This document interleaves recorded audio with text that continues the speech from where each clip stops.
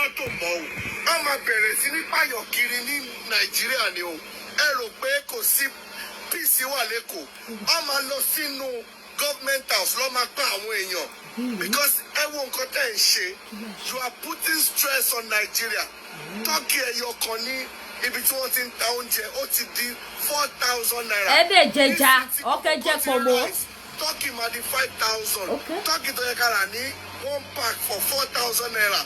Ẹyọ kan ṣoṣo ti wá di 4,000. Ṣé rí pé nǹkan tí wọ́n bearable? That's 9,000. Sìmẹ́ǹtì wèrè Dangote yẹn ó ti di 9,000. Ẹ dẹ̀ lọ sí neighboring country Africa. Wọ́n tà ní 1,500 níbẹ̀. Ẹ dẹ̀ ń jẹ́ kí gbogbo nǹkan níyàn lára. Yorùbá ló wà lórí throne o. Yorùbá tẹ́ ẹ fẹ́ fi sí. Kókó èmi o. Mi ò gba owó o. Ẹ ní soríire o. Ẹ ní soríire o. Bẹ́ẹ̀ bá ṣe ń jẹ́ kó ẹ kàn sọ fún mi. Talẹ̀ ni ibo lọ fi sí tọ́rọ̀ àìtí ẹ̀ sí pé ẹ láti máa increase cost of living. Is it that ẹ fẹ́ pa everybody? Ṣé fẹ́ pa everybody ni? Ẹ sọ fún mi. Even the billionaires tó jẹ́ normal billionaires tó ṣe ń dìde wọn ò ní rí nǹkan ṣe mọ́ because poor people ló ń fìdí yín. Owó poor people lè fi ń di billionaire. Poor people yóò wá ní rí nǹkan kan ṣe mọ́. Èmi fúnra mi téèyàn bá kó wá ra mọ́tò báyìí mo máa wò báyìí. Ẹ ti ní everybody lára o. Ìbọn máa di nǹkan tí everybody lọ rà ní black market o. Ẹ̀yin náà lọ máa fi pa o. Ẹ ti ń ṣèkà o. Yóò gbọ́. Nigerians ò rẹ́rìn o. Wọ́n máa lọ ra bọ́ ní black market wọ́n máa fi pa wọ́n inú òbí everybody a máa analyze ẹ̀. Àwọn èèyàn máa tó wọnú ilé àwọn èèyàn lọ láti lọ máa pa wọ́n láti lọ máa jẹ oúnjẹ wọn.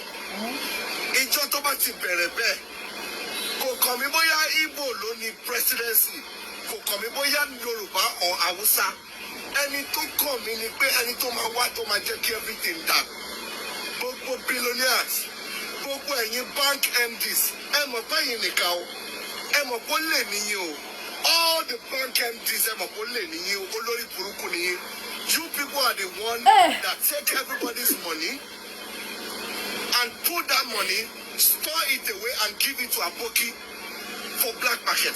Now you make dollars so scarce.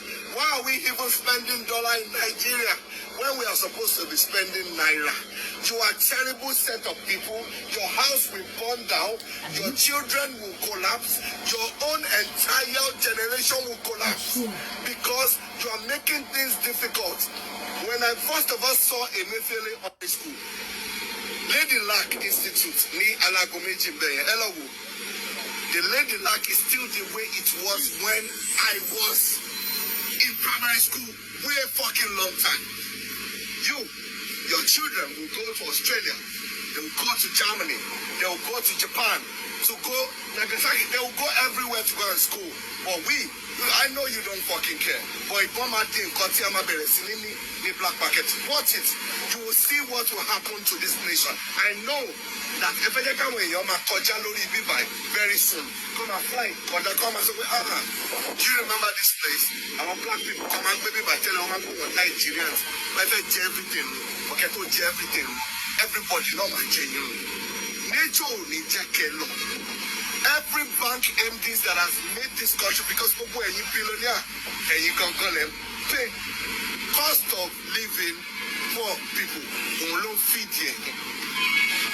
Without the poor, you cannot exist. Every billion you've made out of the poor. And now you want the poor to die for it. No. Try and make a mistake and elect me as your president. You will all pay for it. Just make a simple mistake and elect hello, káàbọ̀, káàsán, káalẹ́ according to the time tí mo bá dé bá yín. Mo kí gbogbo ẹ̀yin ìyá yín bàbá káàkiri àgbáláyé ní gbogbo ibi tẹ́ bá ti ń wò mí, a kú dédé àsìkò yìí, a kú bójú ọjọ́ ṣe rí. A kú bó ṣe lọ o. Afẹ́fẹ́ bí òní fẹ́ lù wá o. Bọ̀dá mi ò ṣeré. Ẹ jọ̀ọ́ torí Ọlọ́run. Ṣé bọ̀dá mi yìí, is he kidding me or what? bọ̀dá mi òṣèré mà ló ń sọ̀rọ̀ yìí lágbolé àwọn òṣèré tó ń campaign, àwọn òṣèré tó ń jó, àwọn òṣèré tó láwọn ló kàn, àwọn òṣèré tí wọ́n gbógun ti àwa tá à ń pè fún àlàáfíà wípé kíyà má jẹ wá mọ́, káwọn tó lọ sí skul kọ́ ríléèwé gidi lọ, àwa tá à ń pè wípé ká rí oúnjẹ jẹ, kí tọ́kì má di 4,000 ká padà ra tọ́kì ní 250 naira per kilo, ọmọ gbógun ti wá. Bẹ́ẹ̀ ni àbí bẹ́ẹ̀ kọ́, ẹ wá bá mi kọ sí comment section. Ṣé kìí ṣe set of àwọn òṣèré, àwọn artist actress ni wọ́n gbógun ti wá? Àwa tá sọ wípé Yorùbá nation ní kẹ́ jẹ́ ká gbà, ká bá lè gbégbé ayé àlàáfíà. Ohun tó ń bọ̀ ní Nàìjíríà ò ní da. Tọ́kì ò mà tí di 4,000 ẹyọ kan tá ti ń sọ. Mo mà rántí ìjọ́ wo mo ṣì kúrò ní Nàìjíríà. Oṣù mélòó ni mo ṣì lò ní Canada. Nígbà tí mo ṣe máa kúrò ní Nàìjíríà, mo ṣì ra kílò ní o, kìí ṣe owó kan, mo ṣì ra ní 4,003. Nísìn wọ́n wá ní tọ́kì ẹyọ kan sí ó ti di 4,000. Ló túmọ̀ sí wípé ló lọ fẹ́ ta kílò. Ara ń ta máa ń sọ gbà yẹn mà nìyí. Ẹ bá mi hashtag àwọn òṣèré, ẹ bá mi hashtag bàbá mi tí wọ́n sọ̀rọ̀ yìí náà. Ara ń ta sọ nìyẹn o pé nǹkan tó fẹ́ ṣẹlẹ̀ kíyà yìí má jẹ́ wá, kábúrú má ṣẹlẹ̀ sí wa. Ẹlẹ́nu wa ń rùn, ẹlẹ́ afẹ́ bàánú jẹ́. Ẹni wàhálà wa ti pọ̀ jù, ẹlẹ́yin ló kàn, ẹ bẹ̀rẹ̀ sí ní gbógun ti wa, ẹ bẹ̀rẹ̀ sí ní sọ̀rọ̀ sí wa, ẹlẹ́ afẹ́ dà lúrú. Sunday Igboho fẹnuwú géètì, Lady K olè lágbájá elébi tàmẹ̀dò oníkúrú náà, kò sí ohun tẹ́ sọ̀tàn. Ẹ wò wá ní wọ́n bá ilẹ̀ lébẹ̀lì wa lórúkọ tó wù yìí. Ẹ̀yin òṣèré, à ń pariwo gbà yẹn pé ẹ̀yin òṣèré wọ̀nyí role model táyé wò nìyí. Ẹ jẹ́ kí wọ́n gbé nǹkan tó dáa lára yín. Ohun tí ẹ bá sọ fún àwọn èèyàn ló máa ṣe. Ẹ má ti torí wípé èyí tí ń jẹ lára àwọn olóṣèlú ẹ̀yin gbowó, torí mò ń gbọ́ nínú fídíò brọ́dà mi yìí táyé sọ wípé ẹ̀yin ò gbowó o. Ó túmọ̀ sí pé àwọn tó kù yín ń gbowó. Wọ́n gba owó. Bí wọ́n gbà látọ̀dọ̀ bàbá Jagaba direct, wọ́n gbà látọ̀dọ̀ MC Olúọmọ. Yes or no? Ẹ bá mi share ètò yìí. Wọ́n gbà láti ọ̀dọ̀ MC Olúọmọ. Tó túmọ̀ sí pé àwa ò parọ́, àwa ò múlẹ̀. Òótọ́ làwa ń sọ. Ṣèbóhùn lẹ́yìn náà sọdún statement yìí sí pé ẹ̀yin ò gbowó. That means pé ẹ̀yin ò gbowó, ẹ̀ sí lára àwọn tó gbowó tó bayé jẹ́, tí wọ́n fọ́ọ̀sì àwọn èèyàn lọ dìbò nígbà tá sọ wípé ká dá dúró ká bá lè lálàáfíà. Aṣiwèrè nìkan ló máa sọ wípé òun ò mọ̀ wípé ká dá dúró ni the only solution fún ìlú Nàìjíríà yẹn. Nàìjíríà ti bàjẹ́ kọjá, be careful. Ó ti tán fún wọn ní ìlú yẹn. Aṣiwèrè èèyàn nìkan ló máa sọ wípé kì í ṣe ká dá dúró ni solution. Ṣùgbọ́n nítorí ìjẹkújẹ àtẹnujẹ tí gbogbo yín jẹ lọ́dọ̀ àwọn olóṣèlú, wọ́n máa pè yín, ẹ máa campaign, ẹ máa wọ́de, wọ́n fún yín ní tíkẹ́ẹ̀tì, wọ́n fún yín ní póòstì. Kò jẹ́ kẹ́ lè sọ òtítọ́. Ẹ̀yin tí torí pé yín ti jẹ, ẹ kí ẹ̀ fún ẹlòmíì, ẹ wọ́rì nípa àwọn ẹlòmíì. Ìgbé ayé ẹlòmíì ò bá bàjẹ́ kó kàn yín. Brọ́dà mi tẹ́ ń sọ̀rọ̀ wípé ra tọ́kì ní 4,000 naira. Ṣé nítorí wípé tọ́kì ní 4,000 mọ́ yín lọ́wọ́ ló jẹ́ kẹ́yìn náà ké síta? Ẹ wá sọ nínú fídíò yìí, ẹ jẹ́ ká analyze fídíò yìí, a máa analyze ẹ̀yin bàbá mi, ẹ ní bínú o, pátótónu mi yẹn pọ̀, but mo promise yín, ẹ ní sùúrù. Mo promise yín pé fídíò yóò ní gùn púpọ̀. Ẹ̀yin kò bẹ́ẹ̀ mi share, ẹ bá mi jù sínú ìgboro ayé. Ẹ jẹ́ ká analyze because ní jẹ́ náà lọ́n tá à ń pariwo pé Yorùbá nation wọ́n la fẹ́ bàlú jẹ́. Aláyé mà ti sọ fún wa nísìnyí, yẹn brọ́dà mi tẹ́ ń wò wọ́n lójú amóhùnmáwòrán mi. Ọmọ àṣọ sì wípé ìbọn máa di ọ̀pọ̀ ní black market, ọmọ àlọ́ máa rà ní black market, ọmọ máa wọlé lọ máa pa àwọn èèyàn. Ògo fún Jésù. Ọlọ́run ó ṣe Yorùbá nation ò payọ́ o. Yorùbá nation ò lò bọ́ o. Yorùbá nation ò mọbi tó ti ń tà bọ́ o. Àwọn ò mọbi tó ti ń tà. Àwọn ò bá wọn dìbọn mú. Àwa ń call for peaceful rally. A dẹ̀ ń call for peaceful nation. Òun làwọn máa ń kọlù fún. Àwọn tó mọ̀ ní ká fòkà nìṣọ́ mà ti ń júwèé bí tó máa ti lọ́ máa rà bọ̀. I love in Spanish. Gbogbo gbàlè mi máa ń laugh in Spanish. Lọ́tí júwèé bí tó ti máa rà bọ̀ yìí. Lọ́tí sọ bọ́ ṣe máa ṣe. Wípé ṣe lọ́ máa wọlé lọ pa àwọn abẹ́ ẹ̀gbọ́n ni ẹja to play. Brọ́dà mi ń gbọ̀n mo gbé fún yín. ẹ bá mi ṣe gbòsàgbòsà fún brother yìí ó yá ìjà tún gbọ́ ó yá. peace wà lẹ́kọ̀ọ́ wọ́n máa lọ sínú government house lọ́ máa pa àwọn èèyàn. ṣé gbọ́ wọ́n ní kò sí peace lẹ́kọ̀ọ́ ẹni peace wà lẹ́kọ̀ọ́ wọ́n ní kò sí peace lẹ́kọ̀ọ́ ẹni peace wà lẹ́kọ̀ọ́ tó sì jẹ́ pé peace ló wà bẹ́ẹ̀ ọlọ́mọ máa wọ governor office ọlọ́mọ máa pa àwọn èèyàn láì tiẹ̀ tí wọ́n governor office lọ pa wọ́n gbẹjọ́ ṣé bí ò ti pa wọ́n Nàìjíríà ṣé ìyà iná ò ti pa wọ́n ní Nàìjíríà ìyà ojú ọ̀nà ṣé kò ti pa wọ́n ní Nàìjíríà ìyà oúnjẹ ṣé kò ti pa wọ́n ní Nàìjíríà a lot of it is ó ti ṣekú pa wọ́n ní Nàìjíríà láì tí wọlé lọ máa pa àwọn èèyàn ó yá. ọkọ tẹ́ ń ṣe you are putting stress on Nigeria Turkey ẹyọ kan ní ibi tí wọ́n ti ń ta oúnjẹ ó ti di 4,000 naira nísìnyí tí gbogbo nǹkan ti ń rise Turkey máa di 5,000. ṣẹ́rí kì í ṣe dandan ní kẹjẹ Turkey nígbà tẹ́ ti sọ wípé ìyàlẹ́ fẹ́ káwọn èèyàn máa jẹ because tẹ́ bá fẹ́ káwọn èèyàn máa jìyà ní irú gbogbo ẹ̀yin artist actress ó yẹ kẹ́ pé ráyé kẹ́ fi mọ̀ ṣọ̀kan ó yẹ kẹ́ fi mọ̀ ṣọ̀kan kẹ́ mọ̀ wípé the only solution ẹ̀yin gan tó máa tún boost yín tó kìkì yá tún kàn tí ẹni máa ṣe yẹsàyẹsà lábẹ́ àwọn MC tí ẹni máa lọ gbé bùkátà yín lọ máa bá wọn kiri tí wọn ò ní máa lò yín fún campaign tó láàsì nítorí owó tẹ nídìí ó yẹ kẹ́ mọ̀ pé Yorùbá nation ni ẹ wá rojọ́ wípé Turkey di 4,000 ṣé dandan ní keje Turkey ní ẹ̀ẹ́dẹ̀jà àwọn màálù wà lọ́jà náà tẹ bá ṣe ní kò sí bí Nàìjíríà ṣe lè wọ́ọ̀sì tó ẹ sì máa ráwọn màálù rà lé olóúnjẹ 200 naira ẹ jáwọ́ màálù kẹfínú gúnra yín wò kẹ tó fi gbọ́ ẹlòmíì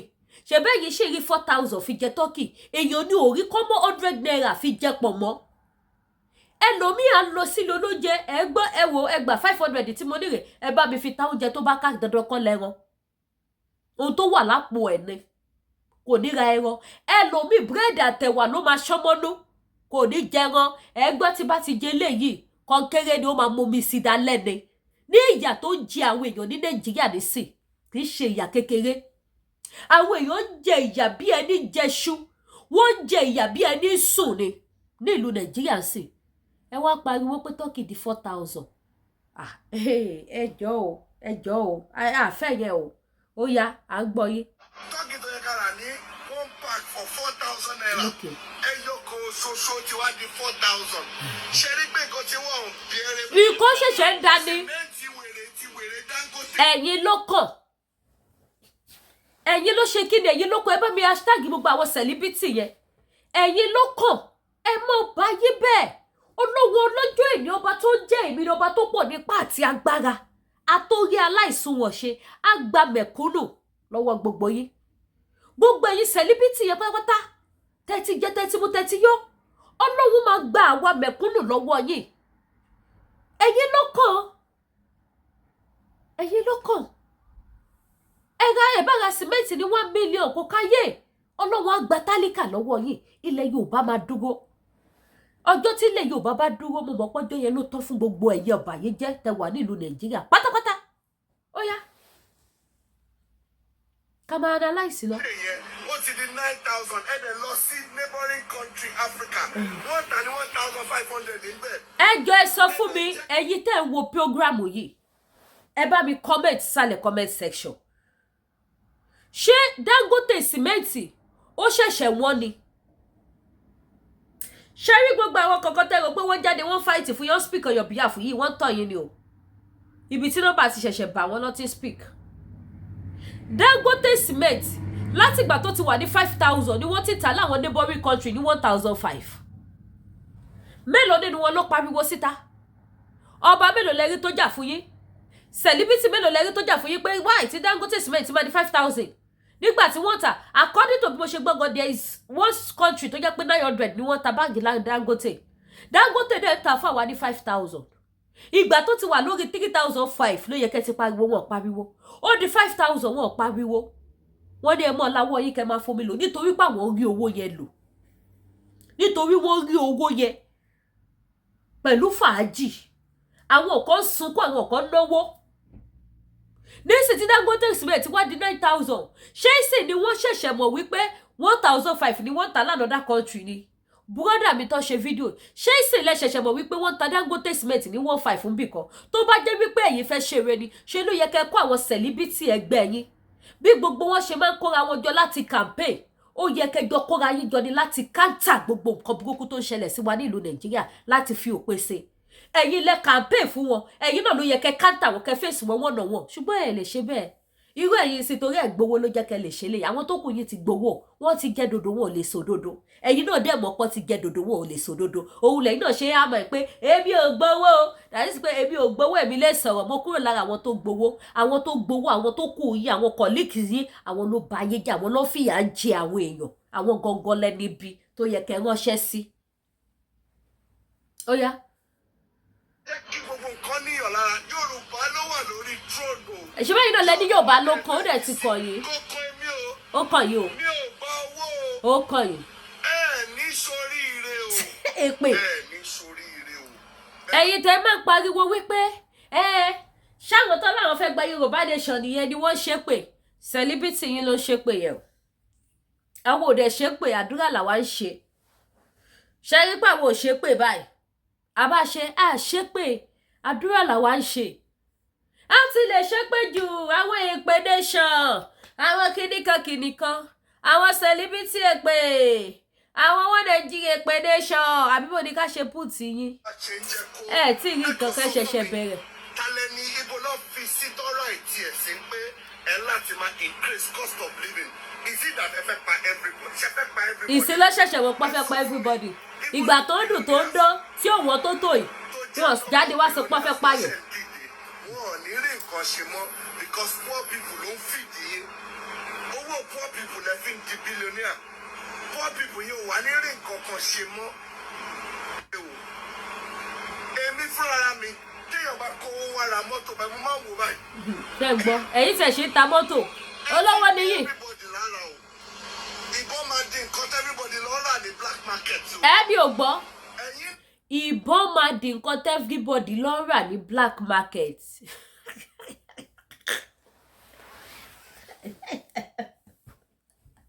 Wàhálà tí wà ó. Ìbọn máa di nǹkan everybody lọ rà ní black market. Irọ́ mi ò gbọ́ dáadáa mi ò gbọ́ ẹ jẹ́ n dákẹ́. Ta ló máa fi pa? Ẹ ti ń ṣèkà o. Nigerians ò rẹ́rìn o. Inú ń bí everybody o. Inú ò bí everybody lásán. Àwọn èèyàn máa tó wọnú ilé àwọn èèyàn lọ láti lọ máa pa wọ́n láti lọ máa jẹ. Wọ́n tiẹ̀ ti ń wọlé lọ pa àwọn Haúsá ti ń wọlé lọ pa àwọn èèyàn bá mi hashtag brother mi bàbá dáadáa. Àwọn Fúlàní ti ń wọlé lọ pa àwọn èèyàn o. Wọn ò jẹ́ káwọn ọmọ Yorùbá gbádùn o. Tẹ́ bá lọ sí gbogbo Ìbàràpá iye wa tẹ́ bá lọ sí Gàngán wọ́n wọlé wọ́n pa wọ́n ni àti bẹ́ẹ̀ lọ o. Wọ́n pa wọ́n ni o. Ká tó wá padà sórí àwọn olórí náà o. Okay. Ìjọ tó bá ti bẹ̀rẹ̀ bẹ́ẹ̀ kò kàn mí bóyá Igbo ló ní presidency kò kàn mí bóyá Yorùbá or Hausa ẹni tó kàn mí ni pé ẹni tó máa wá tó máa jẹ́ kí everything dà gbogbo billionaires gbogbo ẹ̀yin bank MDs. So nísìnyìí ẹni tó kàn yín ni pé ẹni tó máa wá tó máa jẹ́ kí everything dà so ẹ ti rò pé gbà tí Tinubu ń bọ̀ ó máa dà òun ló jẹ́ kẹ́ máa sọ sí pé Yorùbá ló wà lórí oyè gbogbo wa dà báyìí ta lẹ wá fẹ́ kó gbé síbẹ̀ sí o nígbà Yorùbá ṣe tí ò ṣe dáadáa ṣé Fúlàní ni kó take over bí Yíbò ẹ wo bí kò sí president tó lè jẹ ní Nàìjíríà kò lè dáa. Ó lè níyìn o all the bank MDs ẹ̀mọ̀ kó lè níyìn o olórí burúkú níyìn. Èpè. People are the one that take everybody's money. Wàhálà ìfídíò ìdùn mọ́ mi gan o. Gbogbo ọ̀rọ̀ wa jọ́kì náà tó ń pè ní gan gbogbo ẹ̀ tí ń dòótọ́. Why are we even spending dollar in Nigeria when we are supposed to be spending dọ́là ló fi ń jí owó kó sá lọ dọ́là. Òun ló fi ń jí owó kó sá lọ. Your own entire generation will collapse. Àmín. Because you are making things difficult. Amen. When I first of all saw Emefiele high school, Lady Luck Institute ní Alagomeji Bẹ́ẹ̀. The Lady Luck is still the way it was when I was in primary school way fucking long time. Your children will go to Australia. They will go to Germany. They will go to Japan. To go, they will go everywhere to go to school. But I know you don't fucking care. But if one thing, Kotiama Beresini, the black market. I know that if I come with you, very soon. Come and find black people come and baby by telling Nigerians. But everything. Okay, to everything. Everybody know my genuine. Every bank MDs that has made this country, because people are billionaire and you can call them pay cost of living poor people who don't feed you. Without the poor, you cannot exist. Every billion you've made out of the poor. And now you want the poor to die for it. No. Now. Make a mistake and elect me as your president. You will all pay for it. Just make a simple mistake and elect. Hey, Baba. Ká má jẹ́ kó gùn jù. Ọ̀rọ̀ lẹ ti gbọ́ lẹ́nu àwọn celebrity wa yẹn. Ọ̀rọ̀ lẹ ti gbọ́ yìí o. I see they sweet me. Independent. I see they sweet me. Ọmọ independent. Ẹ máa gbọ́ kí ló ti lè di ké gbẹ̀yìn yẹn lákọ̀lákọ̀. Tẹ́ bá gbọ́, mo ro àròjinlẹ̀ lórí ọ̀rọ̀ tó wà nílẹ̀ yìí o. Ibi tá àánú wá mú mi dé o. Àròjinlẹ̀ ni mo rò mo fi mú ẹ̀rín o. Àròjinlẹ̀ ni mo rò because tó bá yẹ pé mo ṣì wà location 9 ni. Báwo mo ṣe fẹ́ survive? Báwo mo ṣe fẹ́ ṣe? Ṣùgbọ́n lóhun tí ò kí ń fi olóòtítọ́ sílẹ̀. Olóòtó ní pé kìkì ojú wa báyìí la máa fi retí wa la máa fi gbọ́. Ṣùgbọ́n kò ní dọ́dọ̀ wá ní ó jẹ́ kó kàn mí. Ṣé wá rí gbogbo ẹ̀yin olóòtítọ́ tí kíní ìkàn? Ọlọ́run á kó yín yọ. Ọlọ́run á ṣe kíni? Á kó yín yọ, á fi àánú yọ yín. Gbogbo ẹ̀yin olóòtítọ́ onínúure tẹ́ wà ní ìlú Nàìjíríà tí ìyà tó ń lọ ní ìlú Nàìjíríà tó ń kọ́ yín lọ́wọ́lọ́wọ́. Ọlọ́run tó lè fi àánú yọ mí kúrò ní ìlú yà á fi àánú yọ yín. Ọlọ́run á jẹ́wọ́ títóbi á gba ilẹ̀ Yorùbá fún wa because kò sí gbàdúrà tẹ́ lè gbà. Nàìjíríà ò lè favor àwọn èèyàn mọ́. Kò lè dá mọ́. Àfi ká tètè kún fàdúrà, ká tètè fìmọ̀ ṣọ̀kan, ká sowọ́pọ̀, ká gba orílẹ̀-èdè títí wa, ká wá build a new nation. Ká tún foundation wa yẹn mọ́. Kí foundation yẹn kó solid. Foundation Nàìjíríà ti collapse. Òfófó mo ṣe fún yín ó ti collapse. Ó ti wó. Ní rí jù bẹ́ẹ̀ lọ lórí ètò. Mo kàn tún sáré ní mélè wá fún yín ni mi fẹ́ kó gùn jù ṣókí ni mo ṣe. Ṣùgbọ́n mo fi ìyọ́nú Olódùmarè bẹ̀yìn. Ẹ bá mi share, ẹ bá mi gbé wọ̀ gbòòrò ayé. Ẹ jẹ́ kí gbogbo àwọn èèyàn kí wọ́n tún rí eléyìí. Because àwa ti wí àti ṣe titi wa. Wọ́n lẹ́nu wa ń rùn. Ẹ wá wo títóbi Ọlọ́run. Ẹ wo ibi tó wá padà já sí fún wọn. Ọ̀rọ̀ tí wá padà já sọ́pẹ́. Ìbànújẹ́ ìgbà kan tó fi ń bú wa. Ẹ̀yin fẹnu wú gate nation. Ẹ̀yin lẹ fẹ́ bànújẹ́. Ó ṣe jẹ́ gbà tọmọ Yorùbá fẹ́ débẹ̀. Àwọn ọ̀dà lọ́jọ́ tòní wọ́n kéyà aláyà Látìfù ni. Gbogbo àwọn tó pera wọn láṣíwájú blogger ojú gbogbo ojú ya tó ta yín. Ẹ wo ó ní information kan tá à ń gbọ́ lọ́wọ́lọ́wọ́ tó bá lọ jẹ́ bẹ́ẹ̀. Ìran Yorùbá ẹ jẹ́ kí n máa update yín sílẹ̀. Èmi ò bẹ́ lọ́n kó ṣẹ. Mo dẹ̀ tún bẹ́ lọ́n kó ṣẹ because mi mọ̀ bóyá ṣíṣẹ́ yẹn lọ́lọ́run máa fi ṣe kíni ló máa fi tètè gbọ́ àdúrà wa. Ó ní nǹkan kan tá a ti ń gbọ́ ìròyìn lábẹ́lẹ̀ báyìí sí kò tí ṣe sọ síta. But ẹ jẹ́ kí n sáré já yín sí díẹ̀. Ṣé mọ̀ pé about a week plus nísìn wọ́n ní wọ́n wá bàbá Tinubu. Oríṣiríṣi la ti ń gbọ́.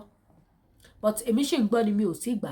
Mi ìdẹ̀bẹ́ lọ́n kó rí bẹ́ẹ̀ but tó bá rí bẹ́ẹ̀ gbogbo ẹ̀yin tẹ́ dìbò fún One Nigeria ibo lẹ fẹ́ fojú sí. Tó bá lọ jẹ́ pé nǹkan tó ń sọ yẹn bó ṣe rí nìyẹn ibo lẹ fẹ́ fojú sí. Báwo lẹ ṣe fẹ́ ṣe ayé ara yín? Báwo lẹ ṣe fẹ́ ṣe? Ibo lẹ fẹ́ padà sí? Báwo lẹ ṣe fẹ́ cope? Tí Shettima bá take over. Ọlọ́run ò ní fi kú pa bàbá o. Ọlọ́run ò ní fàìsàn ṣe wọ́n o. But tó bá lọ rí bẹ́ẹ̀. Tó bá lọ ṣẹlẹ̀ bẹ́ẹ̀. Number one, Fúlàní á sọ fún yín wípé kìí ṣe Yorùbá ló kọ́kọ́ máa kú sórí àléfà Yar'Adua kú sórí àléfà yes or no